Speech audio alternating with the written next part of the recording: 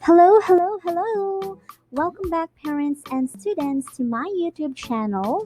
I am your virtual teacher, Teacher Judy.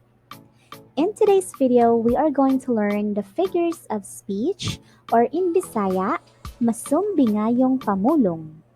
This is my 5th or 6th episode of the Mother Tongue series, and in this video, students from grades 1, 2, 3, 4, 5, and 6 will surely learn about figures of speech. Even sa to ang mga parents, pwede po ninyo ning tunan or tanawon because in our lifetime, no, makasugat gyud ta og mga texts nga naay figures of speech. Mas maayo nga mas bata pa ang ato ang mga estudyante ato na silang pasabton unsa ang figures of speech. Before we start, please don't forget to like this video, subscribe to my YouTube channel, and don't forget to also click on that tiny notification bell aron nga daghan pa mog makita o matan-awan ng mga videos sa maani. For sure, makatabang sa inyong mga pagtuon. Daghang salamat! Ato ng sugdan. Unsay pasabot sa figures of speech? Ang figure sa Bisaya, drawing. It means drawing or picture. Sa Bisaya, hulagway. Ang speech, mao ang pamulong. Okay, ang paggamit sa figures of speech, makatabang, aron nga makaporma ta og hulagway sa atong hunahuna.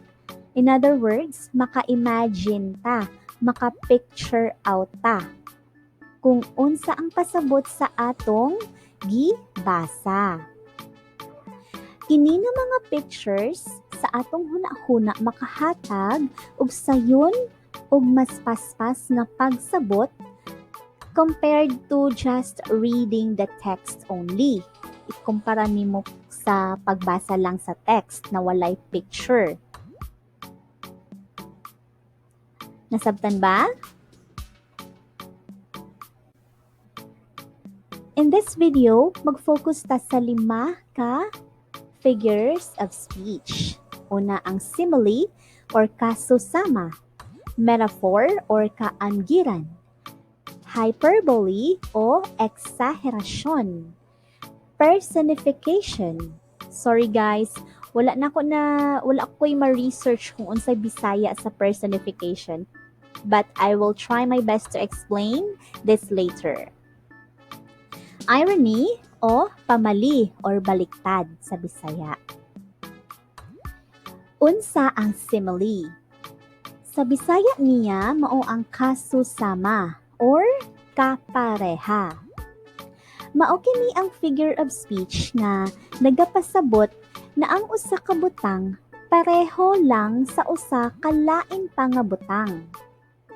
Mailhan nato nga simile siya tungod kay nagagamit siya og pulong nga sama or parehas. Example, ang kabuutan ni Hana parehas sa mga anghel sa langit.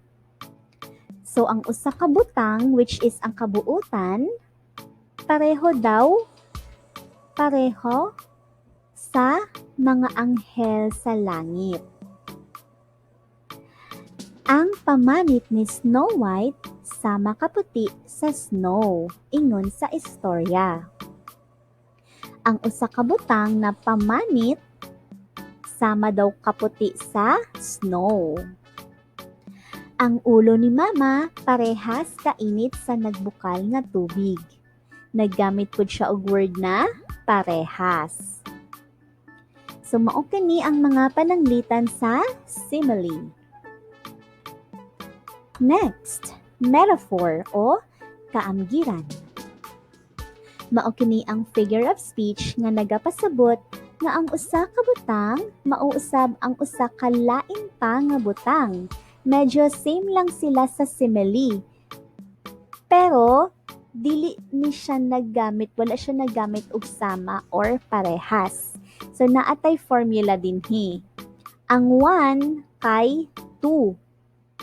Ato pang Sabtunog maayo. Example, ang among balay usa ka prisuhan. That means dili ka makagawas. It's either na wala ka gisugtan sa imuhang mama na magawas, or for example, karon ang mga bata di man jud pwede mo gawas, so nakakulong lang mo sa balay. That's why usa siya ka prisuhan. Okay? Next, usa ka insekto ang akong kuya. Di ba ang insekto samukan. So that means samukan kaayo siya. Aduna siya'y bato na kasing-kasing. So that means dili siya maluluyon. Bato daw ang iyahang kasing-kasing. Ang iyahang heart giamgid sa kasing-kasing. Okay. Sunod atong tun-an ang hyperbole o exaggeration. Mao kini ang figure of speech nga nagahatag og eksaherasyon o nasobrahan nga mga pulong aron nga makamugna og isog o strong emotional response. Kasagaran kini nga ginagamit sa pag-express og kataw-anan na istorya. Diba kung magtanaw ta og comedy show, for example sa It's Showtime si Vice Ganda, naa siya'y ginapangsulti na makatawag yun ang tao tungod kay exaggerated ang iyahang speech, ang iyahang mga ginagamit na pamulong. Example, makasilaw ang kagwapa ni Yuna. Unsa gyud kaha na siya kagwapa kay masilaw man gyud siya, di ba? So that's an example of exaggeration or hyperbole. Next, murag building sa kadako ang kasing-kasing ni Jude. Dako oy. Murag man Jude building, mas dako pa sa iyang lawas. Okay, next, mura siyag baboy kung mukaon. 'Di ba ang baboy pag naapas hantod sa naapa siya makita na pagkaon, di siya muundang og kaon. So exage lang na mura daw siyag baboy kung mukaon. Alright? So ingon ana, nasobrahan ba, gipasobrahan og istorya. That's the hyperbole. Next is personification. Mao kini ang figure of speech kung asa ang usa ka butang nga walay kinabuhi. Take note, walay kinabuhi. Hatagan og sama sa tao nga mga aksyon o kinaiya, which is imposible, di ba? Parehaani. Nanayaw ang mga bituon sa kalangitan. Ang word nga nanayaw, ginagamit lang na siya sa pag-describe or pag sa tao. Like, ang pwede lang man musayaw ang tao. Next, giimbitahan mi sa dagat nga maligo. So, ang tao lang man ang pwede mangimbita, di ba? Pero kay ang dagat, nindot man kaayo, makaingon ta nga mura ta gina-invite, ginaimbitahan ta nga maligo ta. Next, gikidhatan ko sa bulan sa dihang ninghangad ko kaniya. Sama ani, mura siyag nag-twinkle-twinkle, so kung tanaw na to, mura siyag nangindat. But, ang tao lang man ang makakidhat, di ba? Di man kabalo mangidhat ang moon. Nasabtan ba? So, that means ang kinaiya sa tao, gihatag dito sa butang. Or something na imposible man siya mahitabo, pero kay gigamit siya as figure of speech nga personification. Nasabtan ba? Punta nasabtan. Adto ta sa irony o pamali. Or in other words, baliktad. Unsa kaya ni? Mao kini ang figure of speech kung asa ang paggamit sa mga pulong na ay baliktad na kahulugan kumpara sa gidahom na kahulugan niini. So that means kung basahon daw nato siya, nga nag-expect na ta na mao to iyang pasabot nya dili di ay to mao, kabaliktaran di ay to.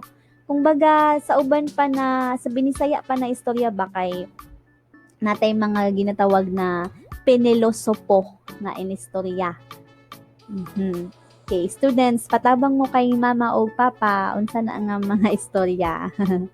Okay. So natay mga pananglitan din he.